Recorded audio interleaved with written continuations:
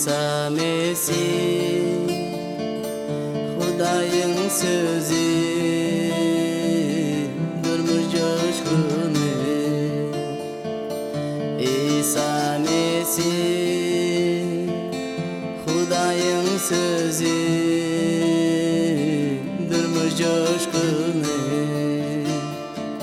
Senin adında günem yuvuldu bütün kalbimi sana tapşırdım senin adında günem yuvuldu bütün kalbimi sana tapşırdım. Salam, mehriban ildeşler. Hoş geldiniz bizim şu günkü programmamıza. Men sizin şu günkü programma qoşulup bilýäningizde ören şat. Men her sapar şu gepleşigimizi bilen, sizin bilen duşşygyma sabırsızlyk bilen garaşýan. Men şu gepleşigimizin üstü bilen öwrenýän temalarymız size günlük durmuşyňyzda kömek etýändir diýip umyt etýän. Eger sizde geçen gepleşikler barada soralar bolsa, ya da bellikleriniz bolsa, şeýle hem sizde dilegler bolsa, şu programmaň ahyryny görýän elektronny poçta üstü bilen maňa hökman hat ýollap bilersiňiz. Men sizden eşitmäge sabırsızlyk bilen garaşýan. Ýadyňyzda bolsa biz geçen gepleşigimizde kalmada näde rahatlyk tapyp bilýär. Şeýle hem Hudaýda kanagatlanma barada gurrun edip geçipdik. Ene şu rahatlygy biz İsa Mesih'te iman üstü bilen tapýandygymyz baradaky bir näçe ayatlara seredip geçtik. Men şuňky temany ýene-de şuňky gepleşigi ýene-de şu temada dowam etmekçi. Sebäbi şu dünýäde Hudaýda kanagat tapmaklyk kyn bizde. Sebäbi töweremizde seretýäs, gözümizden görýän zatlary biziň ünsümizde Hudaýdan soňýa. Ýöne Hudaý mukaddes sözü bize ýene-de Hudaýa getirmäge, ünsümizde Hudaýa gönükdirmäge kömek etýär. Men şoň üçin başga da bir näçe ayatlara sizin bilen şu gün seredip geçmekçi. Gelin edir Kolosiyalılar 3-nji bab 15-nji ayatda näme diýilýär, şoňa seredelin. Kalbyňyzda Mesihiň parahatlygy hüküm türsündiýär. Bizde Mesihiň parahatlygy kalmada hüküm türmeýär. Eger biz Hudaýa tabilikde ýaşamasak, ýöne biz Hudaýa tabin bolup ýaşasak, hem İsa Mesih'e iman edip ýaşasak, diňe şu pursatda biziň kalmada Mesihiň parahatlygy hüküm türüp bilýär. Ýadyňyzda bolsa İsa Mesih şol haça çüýlenip ölüp soň göge galmadynyň öň ýanyna özüniň mukaddes ruhuny bize iýerjekdigini aýdypdy. Ene bu Yohanna kitabynyň 14-nji, 15-nji, 16-njy ayatlaryna özüňiz okap bilersiňiz. Şu ýerde İsa Mesih men size parahatlygymy goýup barýan, ýöne men muny dünýäniň berşi ýaly beremok diýär. Beýle diýdigi näme? Biz dünýä töwereginde seretýäs. Eger biz gözümiz şu dünýädäki zatlara dikilse, biziň kalmada rahatlyk bolmaýar, parahatlyk ýok. Ýöne biz gözümiz Hudaýa dikilene töwerekde görýän zatlarymyz bize täsir etmeýär. Sebäbi İsa Mesih öz mukaddes ruhunyň üstü bilen bize içki rahatlygy berýär. İçimizde rahatlyk berýär. İçimizdäki rahatlyk İsa Mesih'e iman üstü bilen dowam etýär. Hem şol İsa Mesih'e bolan imanymyz şu töwerekdäki görýän zatlarymyz şu biziň imanymyza täsir etip bilmeýär. Ene gelin ýene-de Mezmur kitabynyň 10-njy babynyň 6-njy aýatyna seredip geçelim. Ene şu ýerde biz şeýle edil Dawud paçaň dile geçýäli özümiziň günlük durmuşymyzda şeýle dile getip bilýär. Men bolsa bil bagladym wepaly söýgüňe. Yüregim halas edişine begener. Men Rabbe nagma aýdaryn. Sebäbi ol maňa jomartlyk etdi. Ene şeýle dile getip bilýär. Sebäbi Dawud paça Hudaýyň söýgüsini hem Hudaýyň häsiýetine gowy düşünen adam. Ol şoň üçin bize şeýle Mezmur kitabynyň üstü bilen ruhlandyryp bilýär. Öz baştan geçiren tejribeleriniň üstü bilen hem özüniň Hudaýa bolan ýakyn gatnaşygynyň üstü bilen bizi Mesihler hökümine ruhlandyrýar. Ol yine de Mezmur kitabının 16. babının 6-8 ayetlerine bir de şeyle öğretiyor. Men çağıryan seni, çünkü sen berersin bana cevabı. Ey Huday, kulak koydu, eşit menin sözümü. Yağılardan yana senden pena gözleyerleri, elin bilen halas etdiyen sen, acayip vepalı söygüğünü görköz. Goru meni gözün görücü yalı diye. Ene şiirde de görüyor. Olam şu Davut Padşah şonu dilege uğrup otur. Ol hemişe Hudaý çağırıp, ey Hudaý, islenik ýagdaýda, nähil ýagdaýda bolanam bolsa, maňa özüň jogap ber diýe. Hudaý kulak koydu, men sözümi eşit wagt diýe. Men düşmanlarym bar, ýöne meni düşmanlarymdan halas et diýe. Maňa şeýle etmek bilen, sen men halas etmek bilen, maňa öz ajaýyp söýgüňi görkezdiýip otur. Yine de soňky bölümne diýe, goru meni gözüň görüjü ýaly diýe. Gözüň görüjü ýaly men goru diýip otur. Ene bizim şeýle dile getip bilýär. Hudaýyň özü bize gündelik durmuşymyzda edil Davut Padşah kömek etýäli, bize de şeýle kömek etmäge taýar. Sizi hem özüniň görüjü ýaly gorap saklamaga da taýar. Yine de Mezmur kitabının 142. babının 8. ayetinde de şeýle diýär. Ertirlerine maňa duýdur wepaly söýgüňi. Çünkü sana bağlayan bili. Maňa bildir yürümeli ýolumy. Çünkü men sana intidardarym diýär. Berde de görýär, şol Davut Padşahyň ýüregini, ol şeýle Hudaýyň öňünden ýolundan yürümäge onu güýçli isleg arzular var kalbynda. Şoň üçin hem diýe maňa öz wepaly söýgüňi duýdur diýär. Täb men sana bil baglap oturyn diýär. Berde biz güýçli anamy görýär. Şeýle Davut Padşah İsa güýçli iman etmek üstü bilen Hudaýa iman edip öz kalbynda rahatlyk tapdy. Ol Hudaýa güýçli ananny öz döwründe. Men sana intidardarym diýär. Biz öz durmuşymyzda edil Davut Padşahyň aýtýaly, ey Hudaý, men sana intidar diýip aýtyp bilersmi? Şu zatlar barada oýlanmaklyk gaty wajyp. Bizim her birimizde şu durmuşda mätäşlikler bolýar. Mende mätäşlikler var. Men bilýän sizde de mätäşlikler var. Bizim her birimizde aýratyn mätäşlikler bar. Ýöne nähil mätäşlikler bizde bolubersin. Şonu diňe Hudaý kanagatlandyryp bilýär. Haçan biz Hudaýda öz kalmada kanagatlanma tapanna, Hudaý öz watyna bizi zerur bolan zatlar bilen üpçün etýär. Täb Hudaý öz sözüne şonu bize wada berýär. Bizim her birimiz bilýär, Hudaý hiç açan yalan sözlemeýär.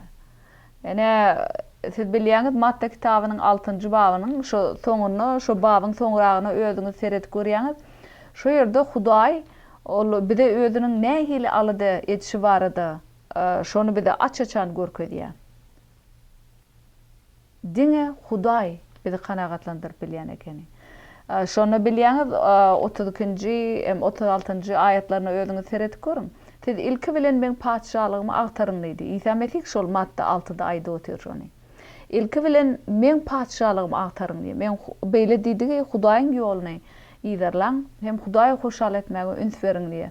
Galan zatlaryň hemmesi men sizi galan zatlar bilen üpçün ederim diýip Hudaýyň özü şu ýerde de wada berip otur. Eger bizim Hudaý bilen gatnaşygymyz dogry bolsa, başga zatlaryň hemmesini Hudaýyň özü düzetýär, öz watyna düzetýän ekeni. Yine de Kolosyalılar kitabının 2. babynyň 10-njy aýatyna şeýle diýär. Siz hem her bir güýjüň we ygtyýarlygyň başy bolan Mesih arkaly bütewlige gowuşdyňyz diýär.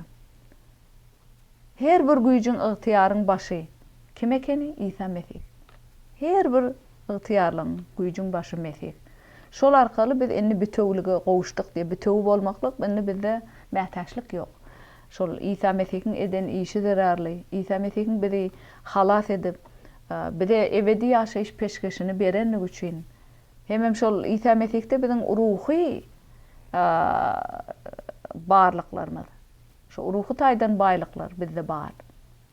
Şu zatlar zararly biz bütewlige gowuşdyk. Şonu Pawlus bize Kolosyalılar kitabynda ýatlady otur. Ene yine de Süleyman'ın peygamberleri o 3. bab 3. 6. ayetlarda şeýle diýär. Wepaly söýgüňi terk etme. Bağla onu boynuna. Yüreğin gatyna ýazyp koy. Şonda sen Hudaýyň hem adamlaryň nazarına merhemet we awray taparsyň. Öz düşünjäňe dayanma. Bütün yüreğin bilen Rabbe bil bağla. Bar işlerinde onu tana. Ol senin yollarını doğrular diye. Ene şu yerde de Süleyman bize gaty gowmatlagat berýär. Wepaly Hudaýa bolan wepal söýgüni hiç için terk etme diye. Sebäbi Hudaýdan durmuş gelýär. Biz şonu bilýär. Durmuş Hudaýdan. Şol wepal söýgüni näme diýär? Boynuňa bagla. Hemişe boynuňa dakyp geldi. Ol senden hiç için aýrylmasyn. Hemem şonu yüreğin gatyny diye. Ya yüreğine ýatsaň hiç için ýatdan çykarmasyň. Şonu diýsen Hudaýyň hem adamlaryň nazaryna merhemet taparsyň diye. Hem awray taparsyň. Hudaýyň ýolundan ýöräp hormatly ýagdaýda şeýle awrayly ýaşasak, şonu biz Hudaýyň öňünde de, halkyň öňünde de merhemet hem awray tapýan ekenik. Şonu görýär bärde. Ýene de Süleyman bize şu ýerde gaty gowy matlagat berýär. O diýsen öz düşünjäňe hiç açan dayanma diýse, biz insanlar hökmüne biziň düşünjämiz çäkli. Ýöne Hudaýyň düşünjesi çäksiz. O diýär öz düşünjäňe dayanma. Eýsem bütün yüreğin bilen Rabbe bil bagla diýär. Bütün kalbyň bilen Rabbe bil bagla. Hiç şüphe bolmaýar. Dol biz bütün kalbymyz bilen iman etsek, onu şüphe ýeri ýok kalbymyzda. Bar işlerine diýär onu tana. Ähli etýän işlerimizde, pikirlerimizde, aňymyzda, hemme zatda biz hemişe Hudaýy gödüňini tutup Hudaýy ýatlamaly. Onu tana diýär. Ol seniň ýollaryňy dogurlar. Ene biz Hudaý bilen şeýle ýakyn gatnaşykda ýaşasak, Hudaý biziň ýollarymyzy dogurlaýar. Öz adynyň hatyrasyna, hem beýlekleriň hatyrasyna ol bize şeýle kömek etmäge taýýar. Ýöne biz oň ýolundan ýöremäge taýýarmy? Iman etmäge taýýarmy? Ene bärde görýäs şu ýerde Hudaý bilen ýakyn gatnaşykda bolup şeýle ýagdaýda ýaşamaklyk bize adamlaryň nazaryna hem Hudaýyň nazaryna merhemet tapmagy kömek etýär. Şeýle hem awry tapýar. Ene men öz durmuşymda da görýän, haçan da şol Hudaý bilen iň ýakyn gatnaşykda ýaşamna, Hudaý maňa beýlekleriň gözüniň öňünde merhemet tapmagy kömek etýär. Ol öz paçşalygynyň maksadyny amal etmek üçin bize beýlekleriň öňünde awray hem merhemet tapmagy kömek etýär. Men şonu öz durmuşymda hakykatdan hem gördüm. Şu wagt men şu wagtga gitýän ýygnanşygym şol İsa Mesih'e iman etýän ýygnanşyk ene şolar şu wagt maňa her zatda kömek edip edil Hudaýyň söýüşi al söýüp ruhy taýdan ruhlandyrýarlar. Bu ýygnanşyk täze men öň başga ýygnanşyga gitdim näçe ýyllap. Soň men çalşmaly boldum. Başga şähere göçüp, soň ýene de şu täze ýygnanşygy Mesihler ýygnagyny tapyp ilki bilen elbetde meni gorku boldy. Hiç kim tanamadym. Ýöne Hudaýyň maşgalaty hemişe birek-birege goldaw berip kömek etmäge taýýar. Men Hudaý bilen ýakyn gatnaşykda bolanlygym derarly Hudaý maňa şol İsa Mesihtäki şol ýygnakdaky Mesihleriň öňünde merhemet tapmaga maňa kömek etdi. Ene biziň her birimizde de Hudaý şeýle kömek etmäge taýýar. Nire gitsegem, nirede bolsam, oň bilen dogry gatnaşyk, Hudaý bilen dogry gatnaşykda bolsak, ol bize hemişe kömek etýär. Biz onu käwat bilmeýäsem Hudaýyň kömek edip oturanyny. Ýöne bu Hudaýyň häsiýeti, ol öz şagalaryny söýüp, öz şagalarynyň aladasyny edip bize kömek etmek isleýär. Ýöne şu zatlaryň hemmesi iman üstü bilen mümkin. Ýene de başga esasy şol imanly durmuşda esasy üns bermeli adamyň dileg. Hemişe ene men size Dawud paçasyň dileglerini okap geçdim. Dilegsizlik biziň durmuşymyzda bu päsgelçilik berýär bize, bökdünçlik berýär. Sebäbi dileg etmeklik, Hudaý bilen hemişe şeýle gepleşikde bolmaklyk bize ýol açýar Hudaý bilen gatnaşygymyzda. Aramyzda ýol açýar. Parahatlyk ene bu dogry tabin durmuşyň miwesi bolýar. Haçan biz dileg edip Hudaý bilen ýakyn gatnaşykda bolsak, Neticesi näme bolýan eken? Kalmada rahatlyk bolýar. Hemem biz Hudaýda kanagat tapýar. Kanagatly ýagdaýda ýaşaýar. Kalmada nägilelige ýol bolmaýar. Täbi Hudaýyň mukaddes ruhy öz miwelerini biziň kalmada öndürip otyr. Siz bilýäňiz, mukaddes ruhyň miweleri nämedi? Süýgi, rahatlyk, mulaýymlyk, mähribanlyk, sabırlylyk, öz-özüňe erketmeklik, parahatlyk, şatlyk, şu zatlaryň hemmesi mukaddes ruhyň miweleri. Biz Hudaý bilen ýakyn gatnaşykda bolamyzda, şu mukaddes ruh şu miweleri biziň durmuşymyzda öndürýär. Şol miweleriň, beýlekleriň, Isa iman etmeýärleriň ünsüni özüne çekýär. Elbetde olaram kalbyna şatlyk, rahatlyk isleýärler. Şeýle etmeklik bilen öz Isa Mesih'däki durmuşymyzyň üstü bilen beýleklere şaýatlyk etýär. İsa'nın biziň kalmyzdaky durmuşy barada, biziň durmuşymyzda Isa Mesih'iň rolu barada beýleklere şaýatlyk etip bilýär. Ýakup kitabynyň 4-nji babynyň 2-4-nji aýatlaryna näme diýilýär? Dile getmek barada. Siz isleýärsiňiz, emma hiç zat kazanmaýarsyňyz. Adam öldürýärsiňiz, görüplik edýärsiňiz, emma hiç bir maksadyňyza ýetip bilmeýärsiňiz. Dawa jenjeldir galmagal turýarsyňyz, emma hiç zat kazanmaýarsyňyz. Sebäbi Hudaýdan dilemeýärsiňiz. Diläniňizde de hiç wagt almaýarsyňyz. Sebäbi yaman niyet bilen öz nefsiňi doýurmak üçin dileýärsiňiz. Ey beýwepalar, dünýä bilen dostluk Hudaýa düşman bolýandygyny bilmeýärsiňizmi? Kim dünýä bilen dostlaşsa, Hudaýa düşman bolýandyr diýär. Biz şu aýatlarda da görýär, dilegiň nähili wajypdygyny. Her bir zatda biz Hudaýyň öňüne gelip öz şol näme biziň kalmyzda, näme isleg, näme soraw, näme dileg bolsa, Hudaýyň öňüne biz şonu getirýär açyçan. Hem Hudaýdan bize kömek etmegini soraýar. Ol bize durmuşymyzda kömek etmäge taýýar. Şonu biz bärde görýär. Haçan biz özümizi şöhratlandyryp, özümizi kanagatlandyrmak islesek, öz-özümizi biz ýetirlige duçar etýär. Edil şu ýerde Ýakubyň aýda oturuşy ýaly, biz öz islegimiz dawa, jenjel şeýle öz aramyzda şonu turdup, birek-birege görüplik edip, öz maksadymyza ýetjek bolup otyr. Şeýle ýagdaýda bu zatlar Hudaýy kanagatlandyrmaýar, Hudaýy hoşal etmeýär. Biz diläňizde de hiç zat almaýarsyňyz diýär. Sebäbi yaman niýet bilen öz nefsiňi doýurmak üçin dile getýärsiňiz diýär. Öz nefsiňizi doýurmak üçin diläp otyrsyňyz diýär. Soň näme diýe bärde? Dünýä bilen dostluk Hudaýa düşman bolýandygyny bilmeýärsiňizmi? Kim dünýä bilen dostlaşsa, Hudaýa düşman bolýar diýip Ýakup bize şonu duýdurup otyr. Biz Hudaýyň padşahlygyna bolan zatlara bilen gyzyklanmaly. Bu dünýädäki zatlar bilen gyzyklanmaly däl. Elbetde hoş habar paýlaşmak bilen gyzyklanýar. Biz şu dünýäde ýöne biziň esasy hakyky öýümüz gökde. Biz hemişe şoňa tarap ymtylýar. Hudaýa tabin bolman oňa garşy dursak, biziň durmuşymyz gaty çylşyrmlaşdyrýar. Muny biz her özümiz bilýäs öz durmuşymyzda. Ýöne haçan biz bar ünsemizi Hudaýy şöhratlandyryp, onu Hudaýda diňe Hudaýda kanagat tapsak, bizde şol Hudaýly islegler, biziň kalmyzdaky islegler saplanýar. Hudaýyň mukaddes ruhy şonu saplaýar, täminleýär biziň isleglerimizi. Soň biziň isleglerimiz Hudaýyň erkine gabat gelýär. Bu biziň öz nefsimizi doýurmak üçin isleg däl de, eýsem Hudaýy hoşal etmek islege öwürleýär. Hem Hudaýa hormat goýmak barada islege öwürleýän ekeni.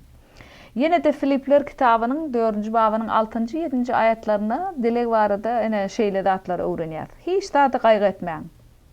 Gaýtam Hudaýa şükür edip, her bir ýagdaýdaky ähli mätäşliklerinizi oňa doga dileglerde aýdyň. Şonda Hudaýyň parahatlygy ýüreklerinizi we pikirlerinizi Isa Mesih arkaly gorar. Bu parahatlyk insan düşünürden juda belentdir diýär. Ene şu ayette aydylan parahatlıklı durmuşumuzda biz görmek için islendik ýagdaýda Hudaýa dilek etmeli. Islendik ýagdaýda bärde hiç zady gaýgy etmäňdi. Hiç zady gaýgy etmäň.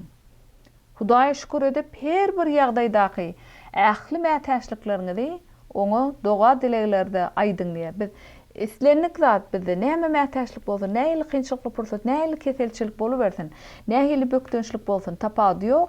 İslendik ýagdaýda ähli mätäçliklerini diýe, ähli, diňe birini diýen ähli. Onu doga dilekleriň üstü bilen Hudaýa aýan edinliýe.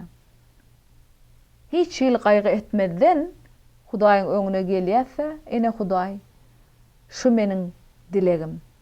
Men şunu sen öňüne getirýän, öz isleňe göre jogap ber diýär.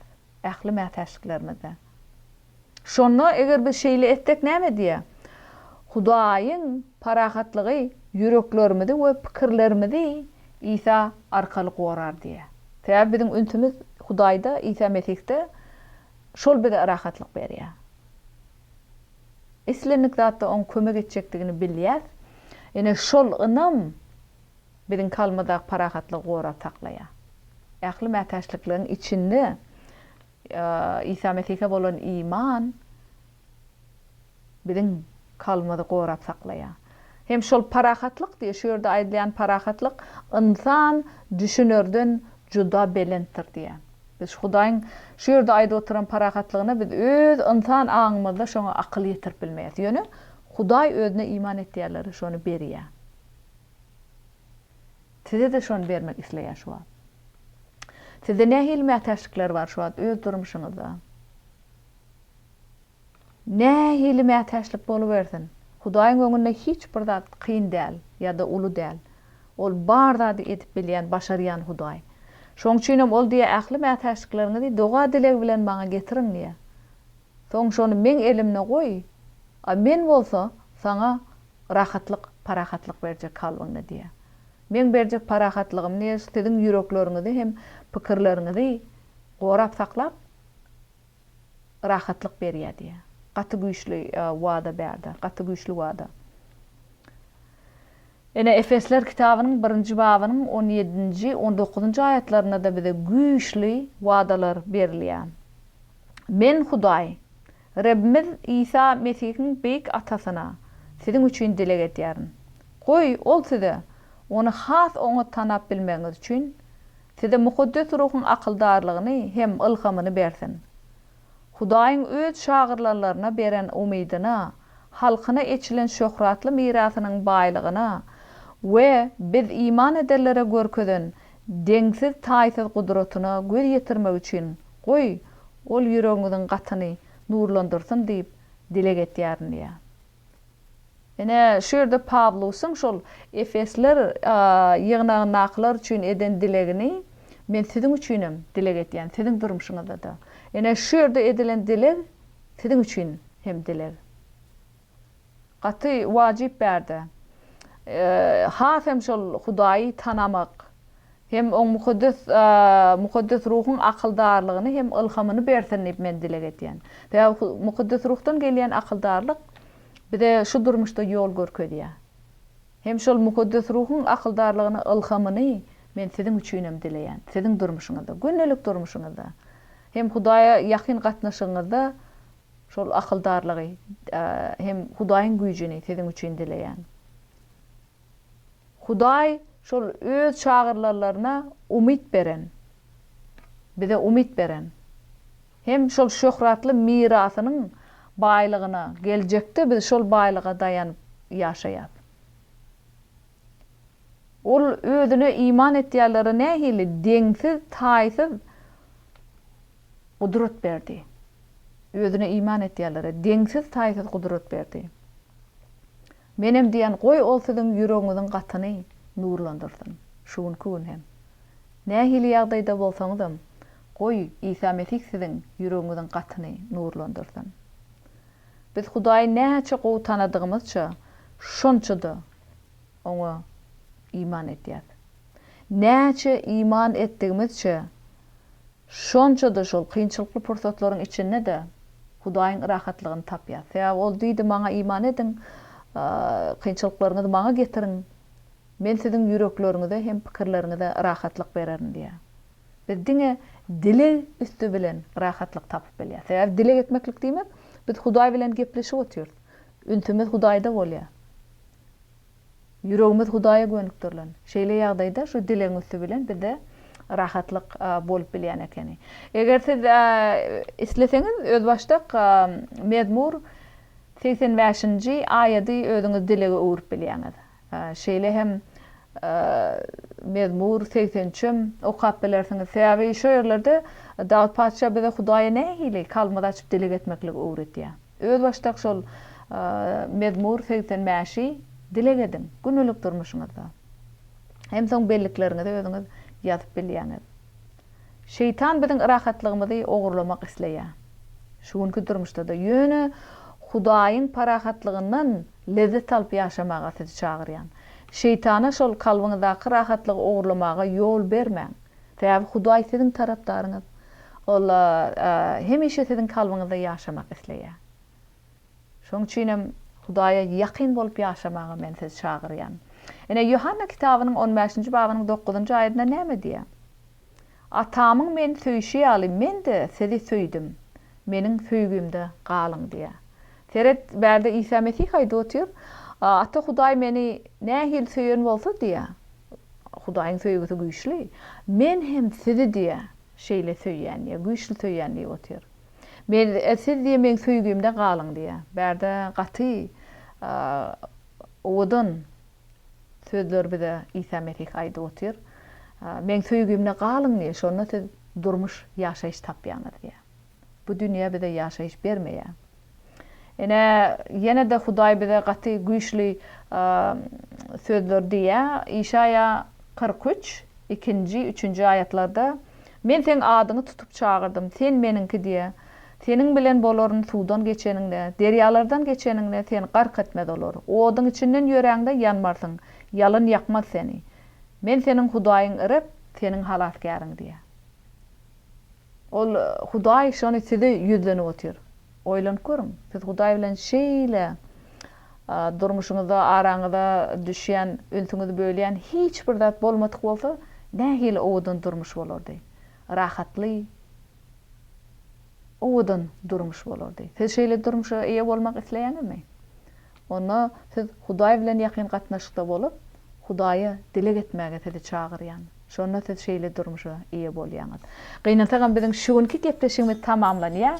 Men sizi ýene-de eneki gepleşigimize goşulmaga çagyrýan. Häzirlikçe hoş sag boluň.